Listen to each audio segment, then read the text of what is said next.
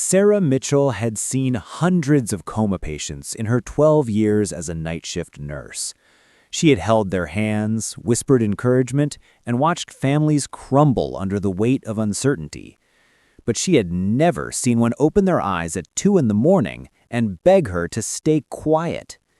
She had never felt the cold terror of realizing that the loving husband who visited every day might be a killer.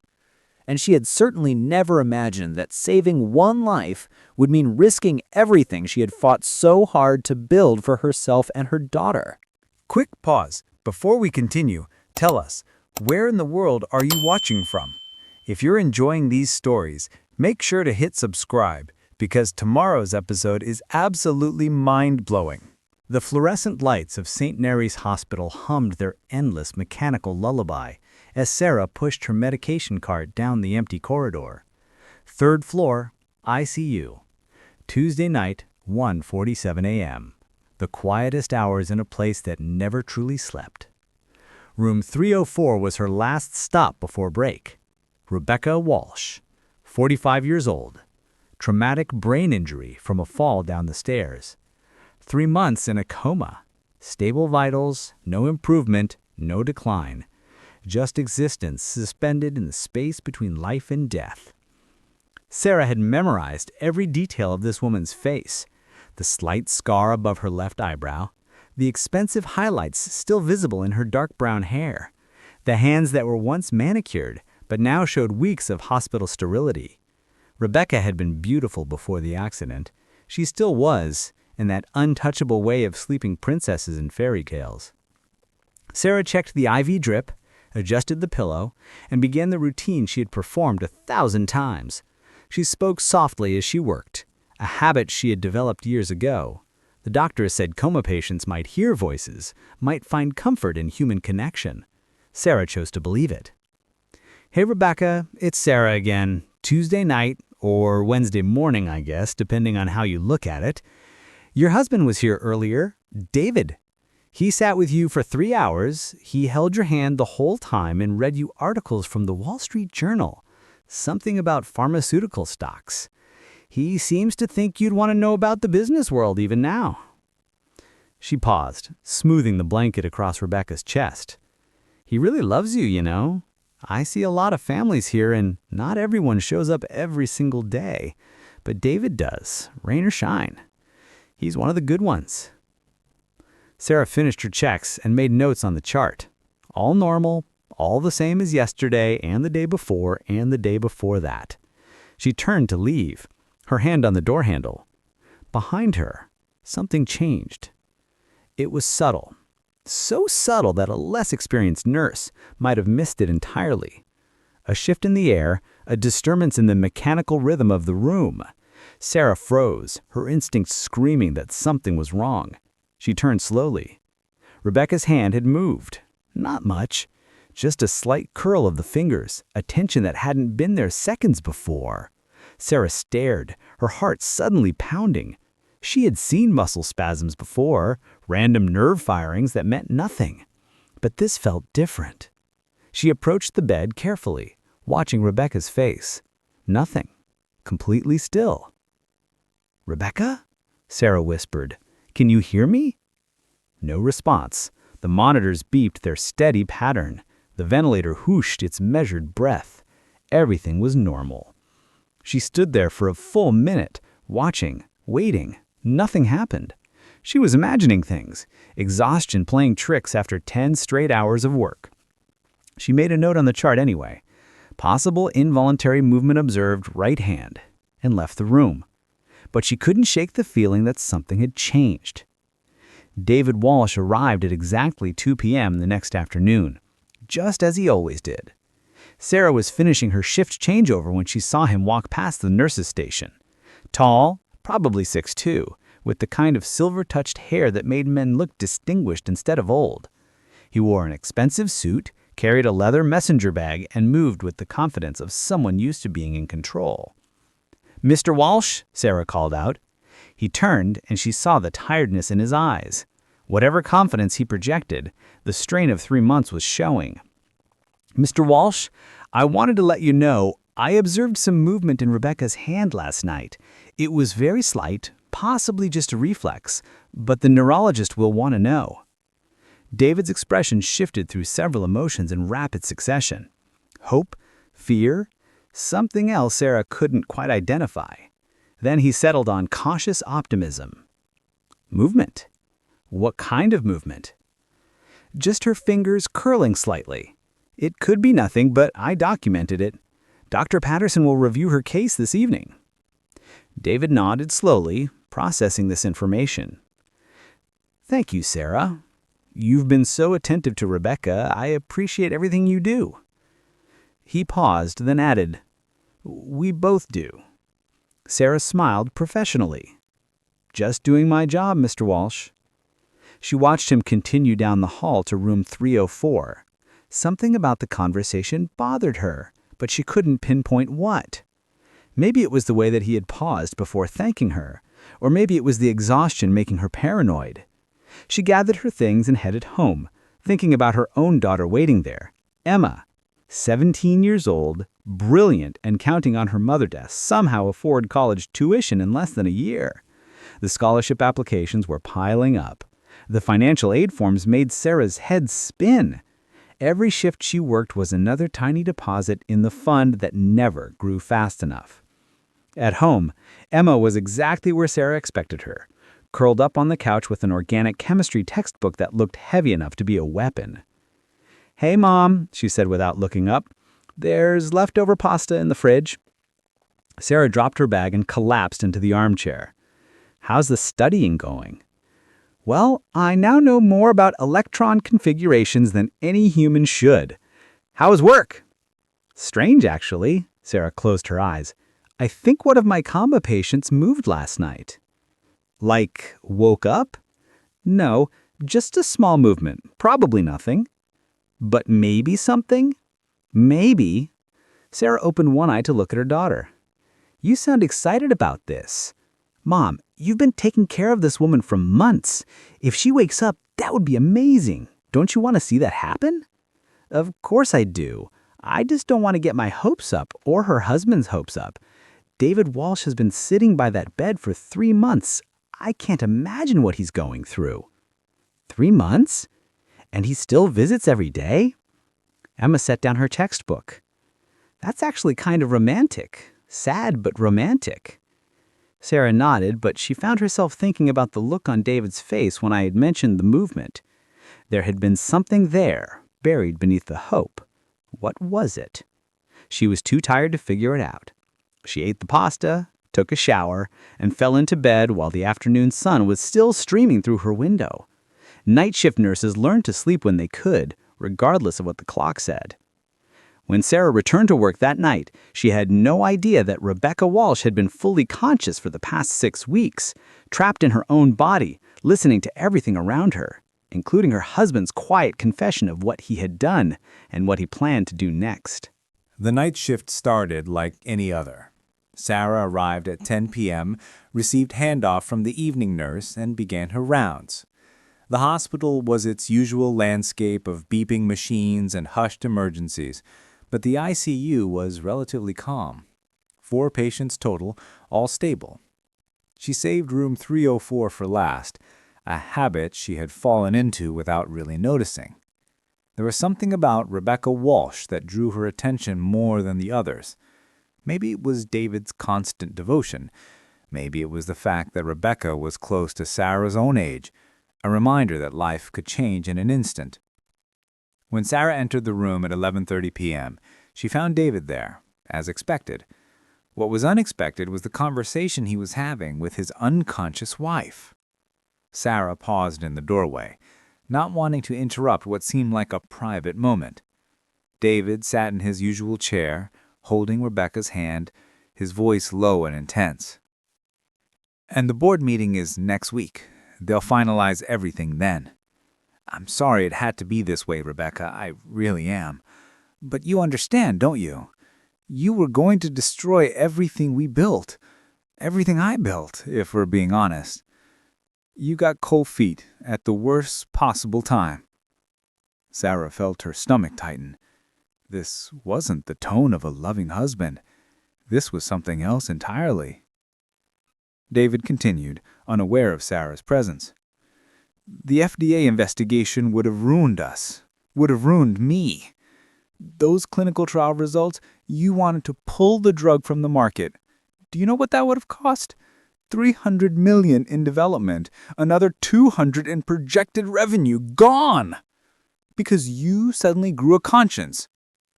Sarah's hand was still on the door handle. She should announce herself, should cough or make some noise. But she was frozen, listening to words that felt increasingly dangerous. At least this way, with you incapacitated, I have medical power of attorney. I can make the decisions. The drug stays on the market. The board stays happy. And you, David's voice dropped even lower, you stay safe. As long as you stay like this, you can't testify. You can't tell anyone what you knew. In a way, I saved your life too. Isn't that ironic? Sarah's blood went cold. She backed away from the door as quietly as possible, her mind racing. What had she just heard? It sounded like David was confessing to what? Keeping his wife in a coma? Causing her to be in a coma? No, that was insane. She must have misunderstood. The man visited every day, spent hours at his wife's bedside. That wasn't the behavior of someone who wanted her unconscious. But those words, I saved your life too. What did that mean? Sarah waited in the hallway for 5 minutes, forcing her breathing to steady. When she finally entered room 304, as she made sure her footsteps were loud and obvious, David looked up, his expression immediately transforming into the mask of the devoted husband. Sarah, hello. I was just heading out. Any change today? Dr. Patterson reviewed the movement I reported. He says it's too early to tell if it's significant. These things can take time. Of course. Well, I'll be back tomorrow. He leaned down and kissed Rebecca's forehead, a gesture so tender that Sarah almost convinced herself she had imagined the conversation she had overheard. Good night, my love. After he left, Sarah stood alone with Rebecca, staring at the unconscious woman with new eyes. What if David had hurt her? What if the fall down the stairs wasn't an accident? But even if that were true, what could Sarah do? She had no proof, no evidence, just an overheard conversation that could be interpreted in multiple ways. And if she was wrong, she could destroy an innocent man's reputation and lose her job in the process. She went through her nightly routine mechanically, her thoughts spinning. Check vitals, adjust IV, reposition patient, document everything. But her hands were shaking slightly as she worked. Rebecca, she whispered, knowing no one could hear. If you can understand me at all, if there's any part of you that's aware, I need you to give me a sign, because I think you might be in danger. And I don't know what to do about it. The room was silent, except for the machines. Rebecca's face remained peaceful, undisturbed, showing no awareness of anything. Sarah finished her checks and turned to leave. Her hand was on the light switch when she heard it. A sound. Barely audible. A soft exhalation that didn't match the rhythm of the ventilator. She spun around. Rebecca's face was exactly the same, but her hand, the same hand that had moved the night before, was now clenched into a fist so tight that her knuckles were white. She rushed to the bedside. "Rebecca, can you hear me?" Slowly, impossibly, Rebecca's eyes opened. Not all the way. Just a crack. Just enough to show the brown iris beneath. And in that crack, Sarah saw something that made her heart stop. Terror. Pure, unmistakable terror. Then Rebecca's eyes closed again, and her hand relaxed. The monitors showed no change. Heart rate steady, blood pressure normal, oxygen saturation perfect, as if nothing had happened. But Sarah knew. In that one moment, She knew with absolute certainty that Rebecca Walsh was conscious, had been conscious, was aware of everything around her, and was pretending, hiding, protecting herself from something, from someone, from David. Sarah stood there, trembling, understanding that everything had just changed. She wasn't just a nurse anymore. She was a witness, maybe an accomplice, definitely a liability. The question was, what was she going to do about it? For the next 3 days, Sarah lived in a state of heightened paranoia. She said nothing to anyone about what she had seen. She went through her shifts mechanically, professionally, giving no indication that anything was different. But every time she entered room 304, her heart raced. Rebecca gave no more signs of consciousness. Her hand remained relaxed, her eyes stayed closed. The monitor showed the same steady patterns they had shown for 3 months. If Sarah hadn't seen that moment of awareness, she would think she had imagined the entire thing. But she hadn't imagined it. She knew that with bone-deep certainty. David continued his daily visits. Sarah began observing him with new attention, looking for cracks in the perfect husband facade. She found them, small details she had missed before. The way his jaw tightened when doctors mentioned the possibility of recovery. The way he always positioned himself between Rebecca and any hospital staff, as if guarding her. The way he touched her hand, not with gentle affection, but with something that looked almost like ownership. On Friday night, Sarah arrived to find Dr. Patterson reviewing Rebecca's chart outside room 304. He was frowning, which was never a good sign. "Everything okay, doctor?" Sarah asked. Dr. Patterson looked up, seeming to debate how much to share. "I'm seeing some inconsistencies in Mrs. Walsh's readings.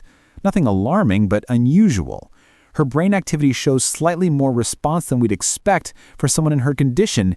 It's almost as if—" He trailed off, shaking his head. "As if what?" "As if she's more aware than she appears. But that's not really possible with her type of injury. The trauma was significant. She should be deeply unconscious, not showing this level of neural activity." Sarah's pulse quickened. "What does that mean? Could she be waking up?" "It's possible, or it could be nothing. The brain is complicated, Sarah, you know that." Dr. Patterson closed the chart. "I've ordered another MRI on Monday. We'll see if there's been any change in the structural damage. Keep monitoring her closely. If you see any other movements or responses, document everything immediately." After he left, Sarah entered room 304 with her heart pounding. She closed the door behind her, something she never normally did, and approached the bed. "Rebecca," she whispered urgently, "I know you can hear me. I saw you open your eyes. I heard what David said. I know something is very wrong here, and I want to help you. But you need to give me something to work with. The doctor is ordering tests. On Monday, they're going to do an MRI. If you're faking this coma, they're going to discover it. And I don't know what David will do when that happens." Nothing.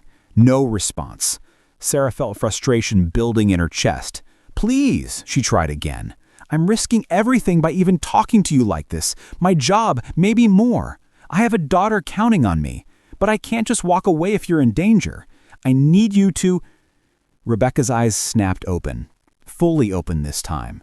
And the look in them was so intense, so desperately focused, that Sarah actually took a step backward. Rebecca's lips moved, trying to form words without sound. Her throat had been without speech for 3 months. The ventilator had been removed weeks ago, but her vocal cords were damaged from intubation and disuse. Sarah leaned closer, trying to understand. "Don't tell," Rebecca managed, the words barely audible, scratching out like sandpaper. "He'll kill me." "David?" A single deliberate nod. Then Rebecca's eyes closed again, and her body went limp. But this time Sarah saw something she hadn't noticed before. Rebecca's heart rate had spiked on the monitor. Just for those few seconds of consciousness, her pulse had jumped to 130. Then it settled back to its normal 72. She was controlling it. Somehow, impossibly, Rebecca was controlling her own vital signs well enough to fake deep unconsciousness. Sarah stood there, her mind reeling. This woman had been awake for who knows how long, trapped in her own body, unable to move or speak, forced to listen to her husband's visits, knowing that he was the one who had put her here. The courage that must take, the absolute terror. "I won't tell," Sarah whispered, "but we need a plan, because if they do that MRI, they'll see brain activity that doesn't match your injury, and David will know that you've been aware this whole time." Rebecca didn't open her eyes again, but Sarah saw her index finger move, just once, a tiny gesture that meant, "I know." Sarah thought she was protecting Rebecca from her murderous husband. She had no idea that Rebecca had been protecting her from something far worse. And by staying silent, Sarah had now just become part of a conspiracy that would destroy both of their lives if the truth ever came out. Saturday morning, Sarah sat in her kitchen with a cup of coffee she couldn't bring herself to drink. Emma had already left for her SAT prep class, leaving Sarah alone with thoughts that were spiraling into dangerous territory. She had a patient who was conscious, but pretending to be in a coma. She had overheard what sounded like a confession to attempted murder. She had agreed to stay silent about all of it. Every professional instinct she had was screaming that this was wrong, that she needed to report this immediately, that patient safety came before everything else. But Rebecca had begged her not to tell, and Sarah believed the fear in her eyes. Her phone rang, making her jump. Unknown number. She almost didn't answer, but something made her pick up. "Hello? Sarah Mitchell?" A woman's voice, professional and clipped. "Yes?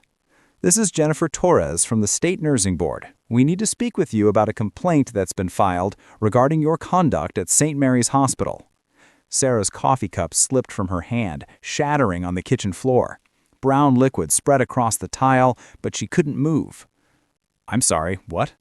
"A formal complaint has been filed alleging that you've been inappropriately interacting with a coma patient, engaging in conversations that breach professional boundaries, and potentially interfering with family visitation rights. We'll need you to come to our office on Monday morning at 9 a.m. to address these allegations." Sarah's mind was blank with shock. "Who filed this complaint?" "I'm not at liberty to discuss that right now. Do you understand the summons, Miss Mitchell?" Yes, I understand." After she hung up, Sarah sat on her kitchen floor surrounded by broken ceramic and cold coffee, understanding with terrible clarity what had just happened. David Walsh knew. Somehow he knew that she suspected something, and he was moving to neutralize her before she could become a real threat. A formal complaint to the nursing board could end her career. Even if the allegations were false, the investigation alone would be devastating. She would be suspended pending review, she would lose her income at the exact moment Emma needed it most, and David would be free to do whatever he planned to do to Rebecca, without Sarah there to witness it. She was being systematically removed from the equation. Sarah pulled herself together and called the hospital. She needed to warn Rebecca. They had 24 hours before the MRI that would expose everything, and now Sarah might not even be there to help. But when she called, the charge nurse told her something that made her blood run cold. "Mr. Walsh was here early this morning. He's signed papers to have Rebecca transferred to a private long-term care facility. They're moving her tomorrow afternoon." "What? He can't do that without—" "He has full medical power of attorney, Sarah. He can absolutely do that. The facility's supposed to be top of the line, very expensive, very exclusive. Honestly, she'll probably get better care there than we can provide. Or she'll disappear completely," Sarah thought. Once Rebecca was in a private facility controlled by David, no one would be watching. No one would notice if her condition suddenly deteriorated. No one would question if she quietly died in her sleep. Sarah ended the call and made a decision that she knew would change everything. She couldn't wait for Monday. She couldn't follow the proper channels. Rebecca had maybe 24 hours before she was moved beyond reach. If Sarah was going to help her, it had to be now. Telling and preparing this story took us a lot of time. So if you're enjoying it, subscribe to our channel. It means a lot to us. Now back to the story. That night, Sarah arrived at St. Mary's for her shift with a plan that was either brilliant or insane. She hadn't decided which. She had spent the day researching, making phone calls, and doing things that nurses definitely weren't supposed to do. She had also called Emma and told her she loved her, just in case everything went horribly wrong.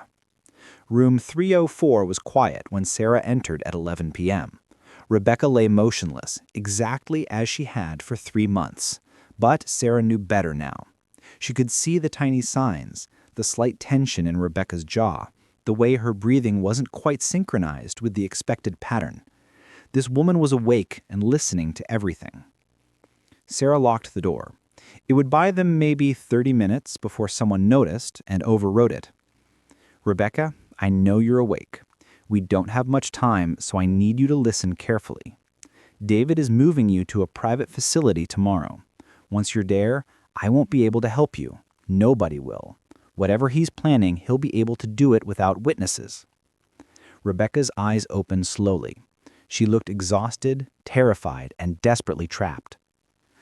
"I've been thinking about what she said," Sarah continued, speaking quickly, "about David killing you if anyone finds out you're conscious. But here's what I don't understand. If he wants you dead, why not just do it? Why keep you alive in a coma? He has power of attorney. He could refuse treatment, sign a DNR, anything. You'd be gone in a week, legally and quietly. So why hasn't he?" Rebecca's lips moved, but no sound came out. Sarah leaned closer. "Need me unconscious. Not dead. Not yet." "Why?" "Money, company, divorce would split everything. But if I'm incompetent, he controls it all. And I can't testify about the drug." "The drug he mentioned? The one with problems?" "Norexin, for Alzheimer's. Clinical trials, people died. We covered it up. FDA investigating. I wanted to confess, pull the drug. David stopped me by pushing you down the stairs. Supposed to look like accident. Brain damage severe enough I'd never wake up. But I did, day 5. And I realized safer to pretend. If he knows I'm aware, he'll finish it." I felt sick. "So you've been conscious this whole time? 3 months?" 10 weeks, since early September. The horror of it was incomprehensible. 10 weeks of lying motionless, unable to speak or move, forced to listen to your attempted murderer read you stock reports and pretend to be a loving husband. I couldn't imagine the psychological torture. "The MRI on Monday will show brain activity. They'll know you're conscious." "I know. That's why the transfer. He'll kill me, make it look like complications, natural death. He gets everything. Company, money, freedom, and the people who died from Norexin never get justice." "Then we need to get you out of here before the transfer. We need to get you somewhere safe, and we need to expose what David did." Rebecca's expression changed to something like pity. "Sarah, you don't understand. It's not just David." "What do you mean?" "The board. They all knew about Norexin, the deaths. They all agreed to hide it. The company is worth $2 billion. They won't let one person destroy that. Even if you expose David, they'll bury you. They'll bury both of us." Sarah sat back, the full scope of the situation finally becoming clear. This wasn't just about a husband trying to murder his wife. This was corporate conspiracy, pharmaceutical fraud, multiple deaths covered up for profit.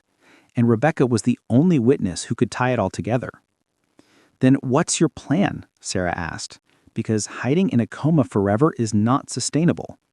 Rebecca's cracked lips moved into something almost like a smile. "I have evidence, hidden. Documents, recordings, everything. Been gathering it for a year, since I first suspected. But I need a lawyer, FBI, someone who can use it. Can't access anything from here." "Where is it?" "Safety deposit box, downtown. First National Bank, box 347. Key is... Rebecca's eyes shifted to the small bag of personal belongings that had been sitting on the windowsill since she was admitted. She moved to the bag and found the expensive watch, a Cartier, probably worth more than Sarah made in 6 months. She examined it carefully and found a tiny catch on the back. It popped open, revealing a small key taped inside. "I have it," Sarah said, "but Rebecca, I can't just walk into a bank and access your safety deposit box. They'll need ID, authorization, power of attorney." Rebecca's voice was getting weaker. She had been speaking too long, using muscles that hadn't worked in months. "David has it, but he doesn't know about the box. Set it up before the accident, under my maiden name, Jensen. You need to find my old driver's license. Should be in the bag." Sarah dug through the belongings and found a wallet. Inside were several cards, and tucked behind a credit card was an expired driver's license. Rebecca Jensen, 10 years old, from before her marriage. "This might work," Sarah said slowly. "They might not check that it's expired if I'm just accessing a box. But Rebecca, if I do this, if I get this evidence, I'm involved. I become part of this. The nursing board already has a complaint against me, probably filed by David to get me out of the way. If I take this evidence and expose everything, I'm making myself a target." "I know." Rebecca's eyes held Sarah's. "I'm asking you to risk everything for someone you barely know. It's not fair." Sarah thought about Emma, about college tuition and scholarship applications, and the quiet life she had built through years of hard work. She thought about her nursing career, the only thing she'd ever been good at, going up in flames.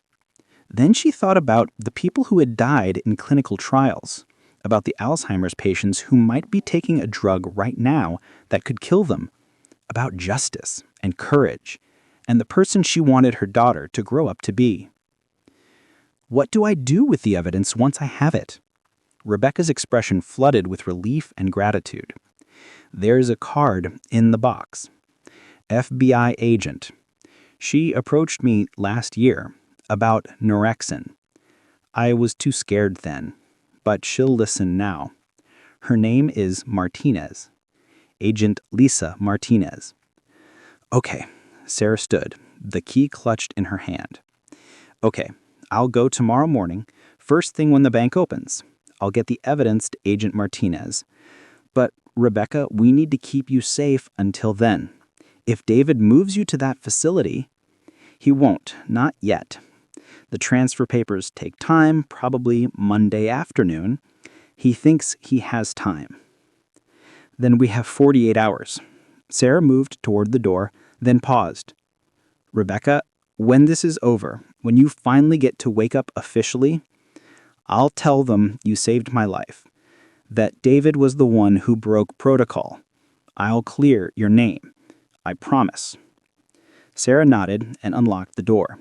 As she left, she saw Rebecca's body relax completely, returning to the perfect stillness of deep coma. The transformation was remarkable and terrifying. How many times had Rebecca done this? How many conversations had she overheard while lying helpless? Sarah finished her shift on autopilot, her mind already racing through tomorrow's plan. First National Bank opened at 9 a.m. The nursing board meeting was at the same time, but Sarah would have to miss it. Her career might be over after this anyway. At 7 a.m. when her shift ended, Sarah walked to her car in the parking garage and stopped dead. David Walsh was leaning against her driver's side door. "Good morning, Sarah," he said pleasantly. "I was hoping we could talk." Sarah's hand tightened around her bag, feeling the weight of the key hidden inside. She forced her expression to remain neutral, professional. "Mr. Walsh, this is unexpected. Is everything all right with Rebecca?" "Rebecca is stable, as always." David didn't move away from her car. He was blocking her exit, and they both knew it. "I actually wanted to talk to you about the nursing board complaint." Sarah's heart was pounding, but she kept her voice steady. "I don't think we should be discussing that. I have representation." "You don't, actually. Not yet. I checked." David's pleasant expression didn't waver, but there was steel underneath. "Sarah, I know we don't know each other well, but I want you to understand something. I'm not your enemy here. In fact, I'm trying to help you." "By filing a complaint that could end my career?" "I didn't file that complaint.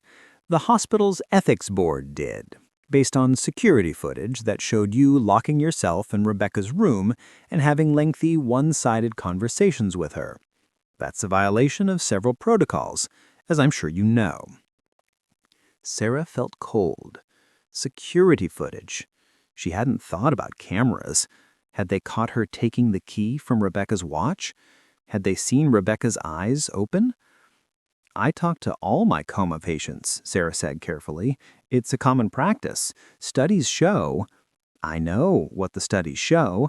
I also know that you've been exhibiting unusual interest in Rebecca's case, asking questions about her accident, researching me online. Yes, I know about that, too. Google alerts are wonderful things." David finally moved away from her car, but only to step closer to Sarah. "Sarah, I know we don't know each other well, but I want you to understand something. I'm not your enemy here. In fact, I'm trying to help you." "By filing a complaint that could end my career?" "I didn't file that complaint. The hospital's ethics board did, based on security footage that showed you locking yourself in Rebecca's room and having lengthy, one-sided conversations with her. That's a violation of several protocols, as I'm sure you know." Sarah felt cold. Security footage. She hadn't thought about cameras. Had they caught her taking the key from Rebecca's watch? Had they seen Rebecca's eyes open? "I talk to all my coma patients," Sarah said carefully. "It's a common practice. Studies show—" "I know what the studies show. I also know that you've been exhibiting unusual interest in Rebecca's case, asking questions about her accident, researching me online. Yes, I know about that, too. Google alerts are wonderful things." David finally moved away from her car, but only to step closer to Sarah. "Sarah, I think what's happening is you've developed some kind of fixation on my wife's situation. Maybe you see her as a tragic figure. Maybe you've invented some narrative where I'm not the devoted husband, but something darker. It happens sometimes with healthcare workers. The compassion that makes you good at your job can sometimes become unhealthy attachment." Sarah stared at him, realizing how carefully he had constructed this narrative. If anyone investigated, if Sarah tried to tell the truth, this is what they would hear. An overworked nurse who had become emotionally involved with a patient, who had started imagining conspiracies and violating professional boundaries. "That's not what's happening," Sarah said. "Isn't it?" "Sarah, I know you're under a lot of stress. Single mother, financial pressure, your daughter's college applications. That's a heavy load. No one would blame you if the strain was affecting your judgment." The fact that he knew about Emma made Sarah's blood run cold. This was a threat, carefully wrapped in concern. "I need to go," Sarah said, moving toward her car. David didn't stop her physically, but his words followed her. "The transfer is happening Monday afternoon. After that, Rebecca will be in a facility with 24-hour professional care. You won't need to worry about her anymore. You can focus on your own life, your own daughter. That would be better for everyone, don't you think?" Sarah got in her car without answering. As she drove away, she watched David in her rearview mirror. He stood in the parking garage, watching her leave, and she knew with absolute certainty that he was dangerous. But she had the key. She had Rebecca's trust, and she had 36 hours to make this right. First National Bank was a marble and glass monument to financial stability in the heart of downtown. Sarah walked through its doors at 9:17 a.m., wearing her best interview suit and carrying Rebecca's expired driver's license like it was her own. The safety deposit box access area was in the basement, quiet and private. An older woman with the name tag Mrs. Henderson greeted Sarah with professional courtesy. I need to access box 347, please, under the name Rebecca Jensen. Of course, I'll need to see identification. Sarah handed over the expired license, her heart hammering. Mrs. Henderson examined it briefly, then typed into her computer. I see the box was opened 12 years ago. You haven't accessed it since initial setup. Will you be removing items today? Yes, everything. I'll need the key and your signature. Sarah provided both, signing Rebecca Jensen in handwriting that looked nothing like Rebecca's, but apparently close enough. Mrs. Henderson led her to a private viewing room and returned moments later with a metal box. Take your time, she said, leaving Sarah alone. Sarah's hands shook as she opened the box. Inside were three things: a USB drive, a thick manila envelope, and a business card for Agent Lisa Martinez, FBI. Sarah pocketed all three items and left the bank within 10 minutes. She sat in her car in the parking lot, hands gripping the steering wheel, staring at the contents now spread across her passenger seat. The manila envelope contained documents, lots of them. Clinical trial reports with redacted sections, internal emails discussing adverse events, financial statements showing payments to silenced families, and photos, hospital records of patients who had died during Norexin trials, their causes of death carefully manipulated to appear unrelated. The USB drive likely contained more. Sarah didn't have a way to check it right now, but based on the documentation in the envelope, it would be devastating. She picked up an Agent Martinez's card. The number was direct, with a handwritten note on the back. When you're ready to talk, LM. Sarah dialed before she could second-guess herself. Martinez? The voice was crisp, professional, female. Agent Martinez, my name is Sarah Mitchell. I'm a nurse at St. Mary's Hospital. I have evidence regarding Rebecca Walsh and Norexin Pharmaceuticals. There was a brief pause. Rebecca Walsh. She's the CEO who had an accident 3 months ago, correct? She's in a coma. She's not actually in a coma. She's been conscious for 10 weeks, hiding because her husband tried to kill her to stop her from exposing the Norexin scandal. She asked me to contact you. I have documents, a USB drive, evidence of clinical trial fraud, and multiple deaths. There was another pause, longer this time. Ms. Mitchell, those are very serious allegations. Where are you right now? Downtown, First National Bank parking lot. Don't move. I'm sending agents to your location. Don't talk to anyone. Don't go anywhere.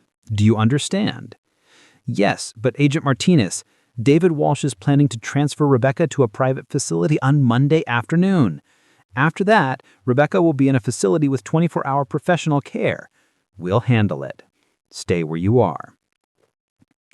The line went dead. Sarah sat in her car, adrenaline making her hands shake. She had done it. She had gotten the evidence to the FBI. Rebecca would be safe now. This would all be over soon. Except Sarah couldn't shake the feeling that something was wrong. Something Rebecca had said, some detail that didn't quite fit. She pulled out her phone and did something she probably shouldn't. She opened the manila envelope again and started reading more carefully. The clinical trial documents were damning. 12 deaths attributed to Norexin, all covered up with falsified autopsy reports and payoffs to families. The drug had been fast-tracked through FDA approval based on fraudulent data. If it was still on the market, people were dying right now.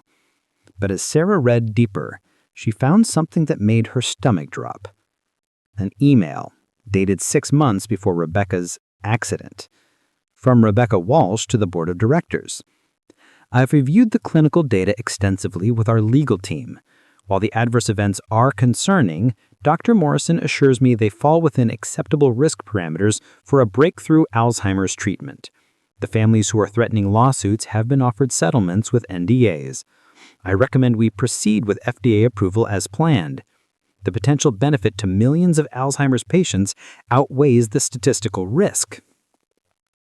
Sarah read it 3 times to trying to make it mean something other than what it clearly said. Rebecca hadn't wanted to pull the drug. She had approved the cover-up. She had been part of the conspiracy from the beginning. Sarah's hands were shaking as she dug through more documents. She found more emails from Rebecca, all showing the same pattern. She had known about the deaths. She had known about the fraudulent data. She had approved the payoffs and the falsified reports. So why had she told Sarah that she wanted to confess?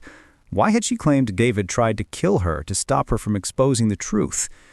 Another document caught Sarah's eye, a divorce filing, dated 2 weeks before Rebecca's accident, filed by Rebecca, citing irreconcilable differences, and attached a prenuptial agreement that clearly stated any divorce would result in an equal split of all marital assets, including Rebecca's shares in the pharmaceutical company, which meant David would get half of a $2 billion enterprise, unless Rebecca was mentally incompetent, in which case David would control everything as her medical power of attorney, but couldn't sell or transfer her shares without her signature. Sarah's mind was racing, pieces clicking together in a way that made her feel sick. What if David hadn't tried to kill Rebecca? What if Rebecca had staged her own accident, made it look like attempted murder to frame David and avoid the divorce settlement? No, that was insane. Sarah had seen Rebecca's terror. That was real, wasn't it? A black SUV pulled into the parking lot, followed by another. Federal plates. Agent Martinez had arrived quickly. Too quickly for downtown traffic. Unless she had already been nearby, unless she had been watching Sarah or watching the bank. Sarah's phone rang. Unknown number. Against her better judgment, she answered. "Sarah, it's Rebecca." Sarah nearly dropped the phone. "How are you?" "Borrowed phone, nurse's phone. Told her I woke up. She's getting doctor now. Sarah, listen carefully. Don't give FBI anything. It's a trap." "What? Rebecca, you told me to contact Agent Martinez. You gave me her card." "I know. I was wrong. Sarah, Martinez isn't real FBI. She works for the board, the company. They've been trying to get that evidence for months. If you give it to her, everyone involved will disappear, including me, including you." Sarah watched as agents emerged from the SUVs, 4 of them moving toward her car with practiced efficiency. They didn't look threatening, but they were definitely blocking her exit. "Sarah, it's Rebecca. What do I do?" "Run. Don't give them anything. I'm calling real police now, real FBI. But Sarah, you need to run. Please, I'm so sorry I dragged you into this." The line went dead. Sarah stared at the agent outside her window. She looked professional, official, exactly like FBI should look. Her badge was visible, clipped to her belt. Lisa Martinez. But Rebecca had sounded terrified. And Sarah had just read documents that completely contradicted everything Rebecca had told her. Who was lying? Who could she trust? Sarah made a decision that was probably stupid. She started her car. The agent's expression changed immediately. "Miss Mitchell, turn off your vehicle. We need to speak with you." Sarah threw the car into reverse. The agent lunged for the door handle, but Sarah was already moving. She heard shouting behind her, saw the other SUVs trying to reposition to block her exit. She didn't care. She hit the gas and shot out of the parking lot into downtown traffic, her heart hammering so hard she thought it might explode. What had she just done? She had run from federal agents. She was now officially a fugitive. She had evidence of corporate fraud in her passenger seat and no idea who to trust or what was actually true. Her phone rang again. Emma's number. Sarah grabbed it. "Mom, there are men at our house. They say they're FBI and they need to talk to you. Mom, what's going on?" Sarah's blood turned to ice. "Emma, don't let them in. Lock the doors. Tell them I'm at the nursing board meeting and you don't know when I'll be home." "Mom, you're scaring me." "I know, baby. I know. Just don't let them in. I'll explain everything. I promise. I'll fix this." Sarah hung up and made another decision. She couldn't go home. She couldn't go to the police. She didn't know who was compromised. She couldn't go to the hospital. She needed to talk to Rebecca face to face. She needed the truth. St. Mary's Hospital was a 15-minute drive from downtown. Sarah made it in 8, running 2 red lights and parking in the emergency lot where her car would blend in with other vehicles. She used the staff entrance, her badge still working despite the ethics complaint. The security guard waved her through without question. Night shift nurses coming in for emergency meetings wasn't unusual. 3rd floor, ICU, room 304. Sarah pushed through the door and stopped dead. Rebecca was sitting up in bed, fully conscious, speaking calmly into a phone. When she saw Sarah, she didn't look surprised. She looked resigned. "She's here," she said into the phone. "Yes, I'll handle it." She hung up and looked at Sarah with an expression that was almost apologetic. "You weren't supposed to run." That made everything more complicated. Sarah stood in the doorway, the envelope still clutched in her hand. "You've been awake this whole time? Not hiding, just awake." "For 2 weeks. Yes, before that I really was in a coma. The doctors brought me out slowly, but I've been aware and conscious for 14 days. And you let me think you were trapped? You let me think David tried to kill you?" Rebecca swung her legs over the side of the bed with the ease of someone who had been practicing. "I needed someone on the outside, someone who could access that safety deposit box without raising suspicions. David had frozen all of my accounts, blocked my access to everything. But a concerned nurse helping a coma patient? That could work." Sarah felt like she was falling. The conversations in the middle of the night, the terror in your eyes, that was all acting. "I'm sorry, Sarah. I really am. But I needed that evidence. And I needed it to go to the right people, not the people the company could control." "Agent Martinez is real FBI?" "She's been investigating the company for 18 months, but I couldn't contact her directly because David had hired people to watch me. Every visitor, every phone call, everything was monitored. But no one paid attention to the night nurse. No one thought you were a threat." "So David didn't try to kill you?" "Oh, he absolutely did. That part was true. The fall down the stairs was him pushing me. The traumatic brain injury was real. He wanted me dead or incapacitated so he could control the company and bury the Norexin scandal. That's all true. But the emails I read, you approved the cover-up. You were part of it." "I was. For 6 months. I went along with it. 12 people died, and I helped hide it. That's on me. And I'll have to live with that for the rest of my life. But then I met one of the victim's daughters. She came to my office, begging me to investigate her father's death. She knew something was wrong. And I looked her in the eye and lied to her face." Rebecca's voice cracked slightly. "That night I went home and realized I had become someone I didn't recognize. So I started gathering evidence, real evidence, everything I could find. I was going to take it to the FBI and confess to everything, my role, David's role, the entire board's involvement. And then David found out. That's when he pushed me down the stairs." "So when you woke up?" I realized I had a choice. I could reveal I was conscious and immediately become a target again. David would find a way to finish the job. Or I could pretend to still be in a coma and figure out how to get the evidence into the right hands without getting myself killed in the process. Sarah slowly approached the bed. "Why me? Why drag me into this?" "Because you were kind. You talked to me like I was a person, not just a body in a bed. You seemed honest, decent. And yes, I checked your background. Single mother, financial pressure, daughter with college applications. I knew you might be desperate enough to help if you thought you were saving someone's life. You manipulated me." "Yes, I did. And I'm sorry." Rebecca met Sarah's eyes directly. "But Sarah, Those documents you have are the only copies outside the company's control. David and the board have been systematically destroying evidence for months. If you give those to Agent Martinez, 12 families get justice. Alzheimer's patients stop taking a drug that's killing them. And yes, I go to prison for my role in the cover-up. But that's what I deserve. Sarah looked at the envelope in her hands. The FBI showed up very quickly after I called. Too quickly.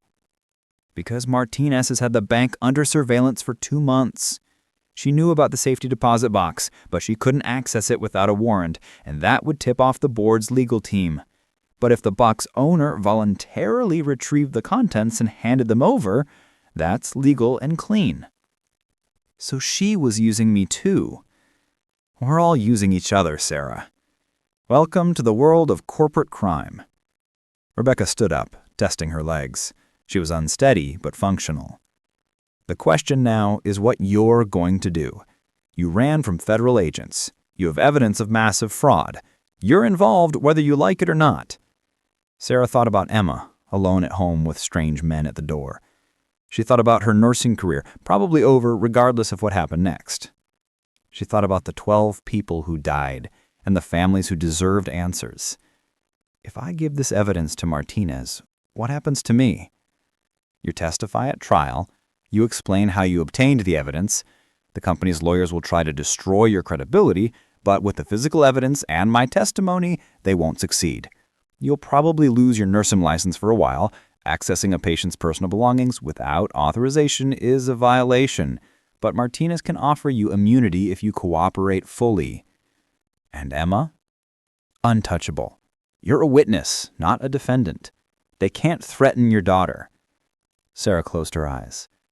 This wasn't how she had imagined her Saturday going.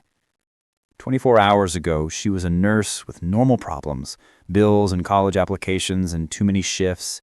Now she was standing in a hospital room with evidence that could take down a pharmaceutical company and send executives to prison. The men at my house? Not real FBI. I told you the board hired people to watch me and anyone associated with me. When you access the safety deposit box, they knew immediately. They're trying to recover the evidence before it reaches actual law enforcement. Sarah pulled out her phone and called Agent Martinez's direct number. It rang once before connecting. Miss Mitchell, where are you? St. Mary's Hospital, room 304. I have the evidence. I'm ready to hand it over, but I need you to send someone to my house. There are men there pretending to be FBI, and my daughter is alone. Already done. We had local police dispatched the moment we realized the company had sent private contractors to your address. Your daughter is safe. Sarah felt some of the tension leave her shoulders. Thank you. Stay where you are. I'm 12 minutes away. Don't let anyone else into that room and don't give the evidence to anyone but me. Do you understand? Yes. Sarah hung up and looked at Rebecca, who was now standing by the window, looking down at the parking lot below. They're here, Rebecca said quietly. David just arrived, and he brought security. Sarah had the evidence. The FBI was 12 minutes away. Rebecca was finally awake and ready to testify. Everything was going according to plan, except for the part where David Walsh walked into the room with proof that Rebecca had been lying about everything and that Sarah had just helped her commit the perfect crime. The door to room 304 opened, and David Walsh walked in with 3 large men in dark suits. His expression when he saw Rebecca standing by the window was complex: shock, anger, and something that looked almost like relief. "Hello, David," Rebecca said calmly. "I suppose we're past the point of pretending now?" David's eyes moved to Sarah, then to the manila envelope in her hands. "Sarah, I need you to give me that envelope, right now." "She's not giving you anything," Rebecca said calmly.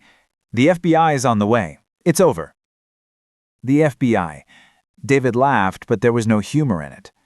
"Rebecca, you really think you've won this?" "Sarah, has my wife told you the whole truth about what's really in those documents?" "I know what's in them," Sarah said. "Evidence of clinical trial fraud, deaths you covered up, Everything you did with Norexin." "What I did?" He shook his head. "Sarah, let me tell you a story. 3 years ago, my wife's pharmaceutical company developed a promising Alzheimer's drug, Norexin. It showed real potential in early trials, could have helped millions of people. But like all drugs, it had side effects, some severe, some fatal." He moved further into the room, and the security guards fanned out behind him. Sarah instinctively backed towards Rebecca. "In any clinical trial, there are acceptable risks. The FDA understands this. Yes, people died. 12 people out of 3,000 test subjects.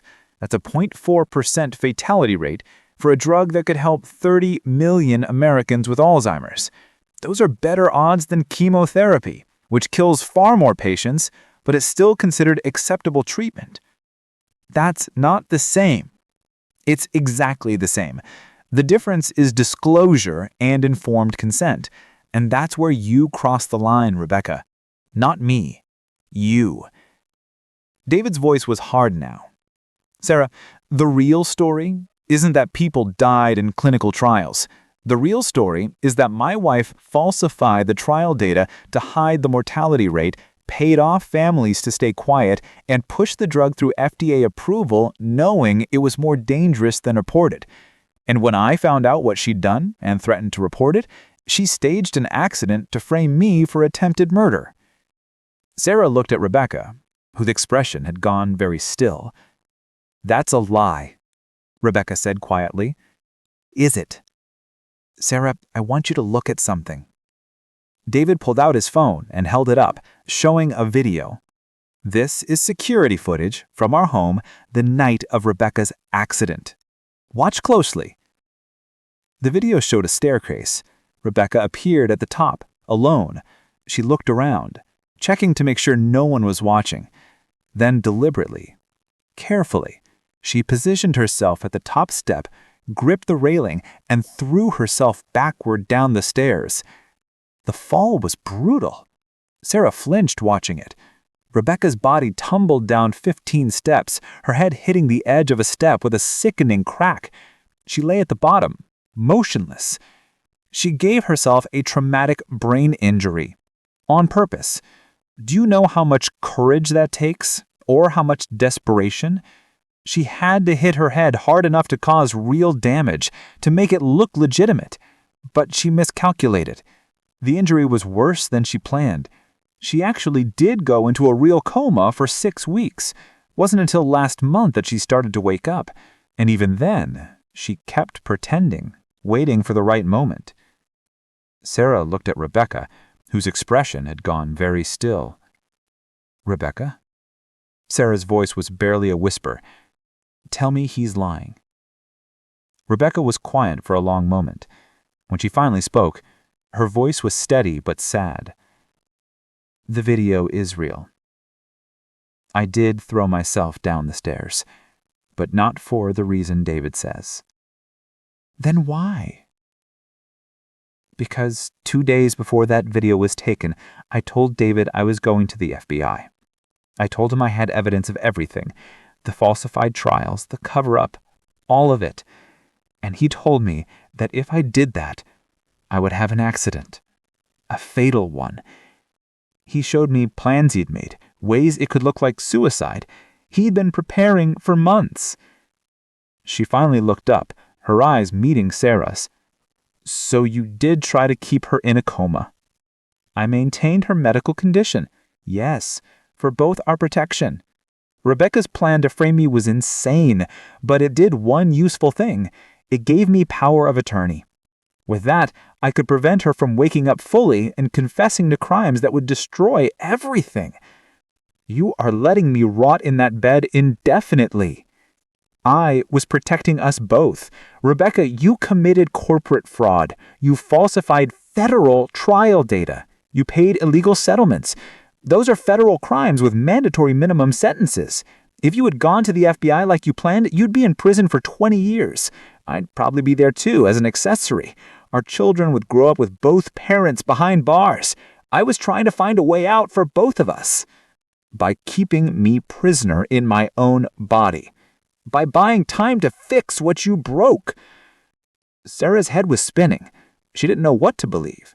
Both versions made horrible sense. Both Rebecca and David could be telling the truth, or both could be lying. "Sarah," David said, his tone becoming gentle, "I know this is a lot to process, but you need to understand those documents you have will destroy everyone involved with Norexin, including Rebecca. Especially Rebecca. She's the CEO. Her signature is on everything. If those documents reach the FBI, she's going to prison." "I know," Rebecca said. "That's what I want. I'm ready to face consequences for what I did." "Are you?" David turned to his wife. "Because the last time we had this conversation, you weren't ready. You wanted to find a way to blame it all on the board, on Dr. Morrison, on anyone but yourself. You wanted to play whistleblower while hiding your own culpability. That was before I had 10 weeks to think about what I'd become." Rebecca's voice cracked. "David, I've been awake in that bed for 73 days. Do you know what that does to a person? Lying there, unable to move, listening to everyone around you. I heard you on the phone with lawyers planning to bury the evidence. I heard nurses talking about their own parents with Alzheimer's, hoping for new treatments. I heard families in the waiting room grieving loved ones. And I realized that every single one of them deserved better than what I'd done." She turned to Sarah.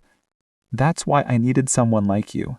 Someone who still believed people could do the right thing, because I'd forgotten how." Sarah looked at the envelope in her hands. 12 families, 30 million Alzheimer's patients, 2 careers destroyed, 1 daughter's college fund gone, 1 woman who might be genuinely repentant or might be the best liar Sarah had ever met. "The FBI is coming," Sarah said quietly. "Agent Martinez is on her way. I'm giving her these documents." "Then you're making a mistake," David said. "Sarah, I know about the ethics complaint. I know about your daughter's college applications. I know you're 1 bad month away from losing everything. If you give those documents to the FBI, you become part of a federal investigation. Your life will be torn apart. The company's lawyers will investigate every aspect of your history. They'll make you look like an opportunist who manipulated a vulnerable patient for evidence. Your nursing license will be gone. Your credibility will be destroyed. And for what? To help a woman who used you? To help 12 families get justice," Sarah said. "Those 12 families signed settlements. They were compensated. They don't want justice. They want to move on. You're not helping them. You're just destroying yourself." The door opened and Agent Martinez walked in with 2 other agents. She took in the scene quickly, Rebecca standing by the window, David with his security team, Sarah holding the evidence. "Mr. Walsh," Martinez said calmly, "I need you and your associates to step away from Ms. Mitchell." "Agent Martinez, always a pleasure." David didn't move. "I assume you're here for the documents my wife stole from our safety deposit box?" "Documents that Ms. Mitchell legally accessed on Ms. Walsh's behalf. Documents that contained attorney-client privileged information, protected corporate records, and evidence that was obtained through fraud. Rebecca was legally incompetent when she directed Miss Mitchell to access that box. Any evidence gathered under those circumstances is inadmissible." Martinez's expression didn't change. "Mr. Walsh, I'm not going to debate law with you in a hospital room. Ms. Mitchell, I need those documents." Sarah looked at the envelope, and at Rebecca, then at David. Everyone in this room wanted something from her. Everyone had their own version of the truth, and she had about 5 seconds to decide who to believe. She thought about Emma, about the simple life they'd had before this, about going to work, coming home, helping with homework, planning for a future that felt achievable. Then she thought about the 12 families who would never get to have that simple life again. About the patients taking Norexin right now, not knowing the real risks, about the difference between what was legal and what was right. Sarah handed the envelope to Agent Martinez. David's expression hardened. "You just ended your career." "Maybe," Sarah said, "but I'll still be able to look at myself in the mirror." Martinez took the envelope and gestured to her agents. Mr. Walsh, we have a warrant for your arrest on charges of obstruction of justice and conspiracy to commit fraud. Mrs. Walsh will need you to come with us as well for questioning. I understand, Rebecca said quietly. Sarah, I know I don't deserve your forgiveness, but thank you. David was handcuffed by one of the agents, his security team backing Obey. As he was led past Sarah, he paused. I really was trying to protect her. Everything I did to save my wife from her own mistakes. I hope someday you understand that. Then he was gone, escorted out by federal agents. Sarah stood alone with Martinez, feeling the weight of what she'd just done settling on her shoulders. What happens now? She asked. Now you come with me to the field office. We'll need a complete statement about how you obtained this evidence and everything you observed during Mrs. Walsh's hospitalization. You'll need a lawyer. I can't afford a lawyer. We can connect you with public defenders who work with witnesses. Sarah, I need you to understand, this is going to get complicated. The company's legal team is going to come after you hard. They'll try to discredit your testimony, question your motives, make you look like you violated patient confidentiality for personal gain. Did I? Martinez looked at her seriously. Did you take this evidence because you wanted money or recognition? No, I took it because Rebecca asked me to help her, and because I believed people deserved to know the truth. Then no, you did the right thing, even if it gets messy. But Sarah, I want you to be prepared. Doing the right thing doesn't always end with everyone thanking you. Sometimes it ends with you losing things you can't get back. I know. I knew when I called you what it would cost. Then you're braver than most people. Martinez gestured toward the door. Let's go. We have a lot of work to do. 6 months later, Sarah sat in a coffee shop near the federal courthouse, watching the news coverage on her phone. The Norexin trial was in its 3rd week, and today Rebecca Walsh was on the stand. Sarah had already testified 2 weeks ago, 3 days of brutal cross-examination where the defense attorneys had tried to paint her as an opportunist, a boundary-violating nurse, a woman so desperate for money that she'd manipulated a vulnerable patient and stolen confidential information. They had brought up every mistake she ever made, every bill she paid late, every scholarship application Emma had submitted. But they hadn't been able to break her core testimony. Rebecca Walsh had been conscious and had directed her to obtain evidence. David Walsh had admitted on security footage to maintaining his wife's medical condition to prevent her from confessing. And 12 families had been denied the truth about how their loved ones died. The nursing board had suspended her license for 18 months for unauthorized access to patient belongings and violation of professional boundaries. St. Mary's Hospital had terminated her employment. Her savings were gone, spent on a lawyer and living expenses. But Emma had received a full scholarship to Northwestern, funded by an anonymous donor that Sarah strongly suspected was Rebecca Walsh. And Sarah herself had been offered a position with a patients' rights advocacy group working to protect vulnerable people in medical settings. On her phone screen, Rebecca sat on the witness stand, composed and direct. She was wearing a simple blue suit, her hair pulled back, looking nothing like the powerful CEO or the helpless coma patient.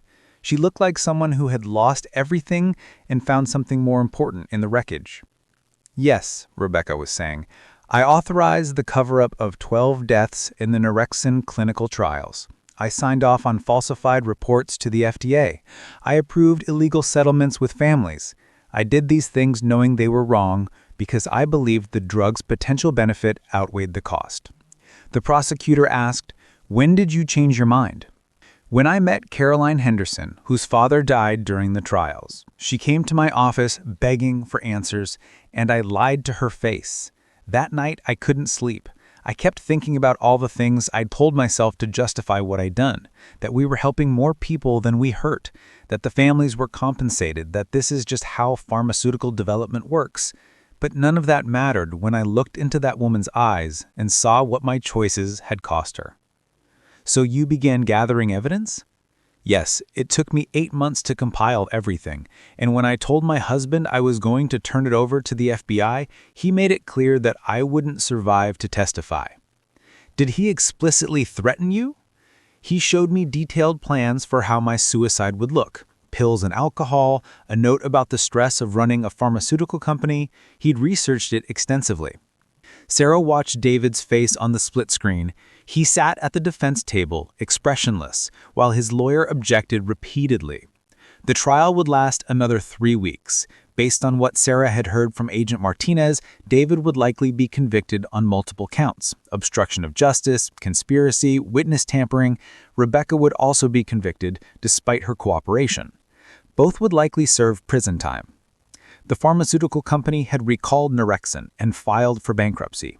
The board of directors was facing their own legal battles, and the 12 families were finally getting their day in court, their stories told publicly, their losses acknowledged. It wasn't a happy ending. Too many people had been hurt, too many families had lost loved ones who should still be alive. Too many lives had been destroyed by greed and fear and the human capacity to rationalize terrible choices.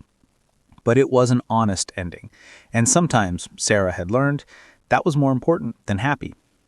Her phone buzzed. A text from Emma. "Just finished my chemistry final. Coming to meet you for coffee. Love you, Mom." Sarah smiled. Emma was thriving at Northwestern, making friends, joining clubs, excelling in her pre-med courses.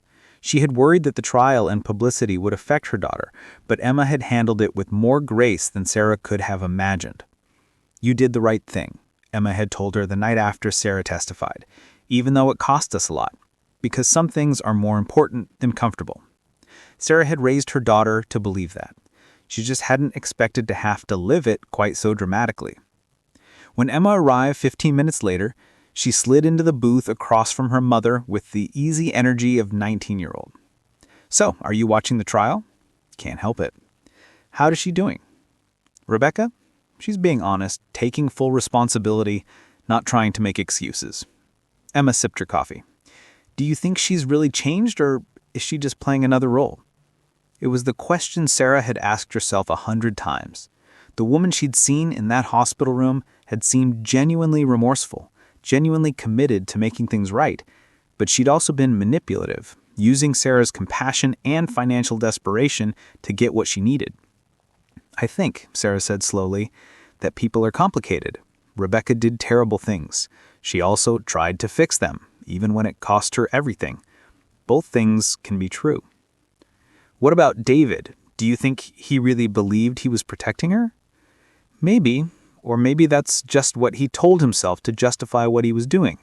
It's hard to know where protection ends and control begins." They sat quietly for a moment, watching the courthouse coverage on the news. "Mom," Emma said finally, "do you regret it, getting involved?" "I thought about her nursing license suspended, her career derailed, her savings gone, the comfortable anonymity she once had replaced with being known as the nurse from the Norexin trial. Then I thought about Caroline Henderson, the woman whose father died in the trials, who had testified with tears streaming down her face about finally knowing the truth, about the other 11 families who had been told their loved ones died from unrelated causes and had spent years wondering what they'd missed. "No," Sarah said, "I don't regret it. I wish I hadn't lost my license. I wish it hadn't been so hard on you, but the alternative was knowing something was wrong and doing nothing. I couldn't live with that." "Good." Emma reached across the table and squeezed her mother's hand. "Because I'm really proud of you, even though you're kind of a jobless hero now." Sarah laughed. "I have a job. It just pays terribly." "Does the advocacy group know how lucky they are to have you?" "They hired me specifically because I violated professional boundaries and lost my license. They wanted someone who had actually put a patient's welfare above the rules." "See? Perfect fit." Sarah's phone buzzed again. An email from Agent Martinez. "Final testimony next week." Up next, 2 more incredible stories are waiting for you right on your screen. If you enjoyed this one, you won't want to miss these. Just click to watch and don't forget to subscribe.